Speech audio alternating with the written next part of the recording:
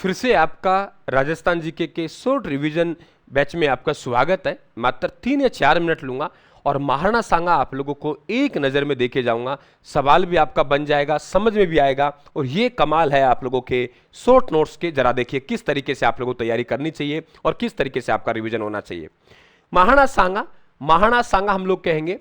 महाराणा सांगा यानी रायमल ने रतन दे के सांगा को खरीदा था, यानी पिता का नाम रायमल हो गया, पिता का नाम रायमल हो गया और माता का नाम रतन कंवर हो गया। रायमल के बहुत सारे पुत्र होते थे, उत्तराधिकार का निर्णय नहीं कर पाए तो इनमें झगड़ा शुरू हो गया और झगड़ा शुरू हुआ तो ध्यान रखें महाराणा सांगा पे प्रहार किया तो महाराणा सांगा ने जो शरण ली, ये सीधा क्वेश्चन बनता है, वो ली करमचंद पवार। संकट के समय करमचंद पवार अजमेर के थे, वहां महाराणा सांगा रहे थे और महाराणा सांगा राजा बने तो इसी करमचंद पवार को किसकी उपाधि से सम्मानित किया? रावत की उपाधि से सम्मानित किया। बाद में अपने भाइयों की मृत्यु के बाद ये मेवाड़ आते हैं और मेवाड़ आके ध्यान रखें 24 मई 1509 को ये क्या बनते हैं? राजा बनते हैं। तो रायमल की पत्नी रतन कंवर के गर्भ से 12 अप्रैल 1482 को महाराणा सांगा का जन्म हुआ, 24 मई 1509 को राजा बना। शरण संकट के समय अजमेर के करमचंद पवार के पास ली, राजा बनने के बाद इन्हें रावत की उपाधि दी। अब यहां पे बाबर आएगा, बाबर युद्ध करेगा तो बाबर पहले युद्ध लड़ेगा वो बयाना का युद्ध लड़ेगा। बाबर की सेना है वो कौन सा युद्ध लड़ेगी? बयाना का युद्ध।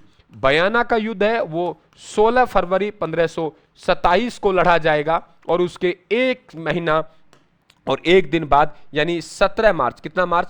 17 मार्च 1527 को यहां पे खानवा का युद्ध लड़ा जाएगा। ये खानवा का युद्ध है, ये 1 महीना और 1 दिन बाद हो गया।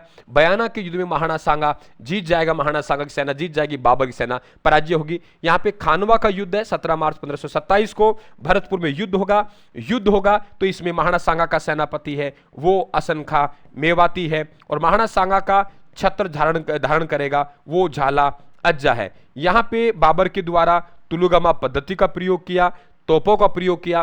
तोप चलाने वाली उस्ताद और मुस्ताद अली थे। तोप चलाने वाले कौन थे? उस्ताद अली और मुस्ताद अली थे। महाराणा सांगा के 80 घाव आ गए, घाव आए तो युद्ध स्थल से बाहर लाया गया, इसलिए सैनिकों का भग्नावशेष कहते हैं। उपचार करवाया बसवा दोसा में, तो बसवा दोसा में चबूतरा, बेटा रिवीजन क्लास है इसलिए बात को सुनने में ज्यादा ध्यान देना। बसवा दोसा में क्या है? इनका चबूतरा है, जबकि इनकी मृत्यु हुई कालपी में हुई और कालपी मृत्यु कब हुई?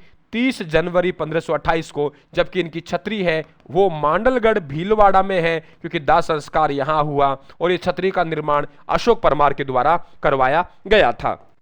इस छतरी का निर्माण किसके द्वारा बेटा? इस छतरी का निर्माण अशोक परमार द्वारा करवाया गया था। इस बात को भी आप लोग ध्यान रखें। मांडलगढ़ भीलवाड़ा में छतरी, चबूतरा बसवा दोसा में छत्र झाला जन ने किया। कर्नल जेम्सटोन ने सैनिकों का भग्नावशेष किया। इस बात को पाती पर्वन यानी युद्ध में शामिल होने के लिए अपने आस पड़ोस के राजा रावों को यहां भाग लेने के लिए आमंत्रित किया, वो पाती पर्वन है। यहां पे बूंदी से नारायण सिंह गया, आमेर से पृथ्वीराज कछुआ गया जो घायल अवस्था महाराणा सांगा को बसवा दोसा लाए, इस बात ध्यान रखें। सादरी से झाला अज्जा था, असन खां मेवाती अलवर से था, इस बात का मालूम होना चाहिए। निधन 30 जनवरी 1528 को हुआ। छतरी मांडलगढ़ भीलवाड़ा में और इस छतरी का जो निर्माण करवाया वो अशोक परमार ने करवाया। अशोक परमार जगनौर भरतपुर के थे। अशोक परमार को महाराणा सांगा ने ध्यान रखें उपरमार की जागीर दी गई थी और वेरी इंपॉर्टेंट, इन्हें हिंदूपत या सैनिकों का भगना अवशेष भी कहते हैं। इनके द्वारा 5 युद्ध किए गए थे, एक बयाना का युद्ध और खानवा का युद्ध। प्रारंभ में युद्ध हुआ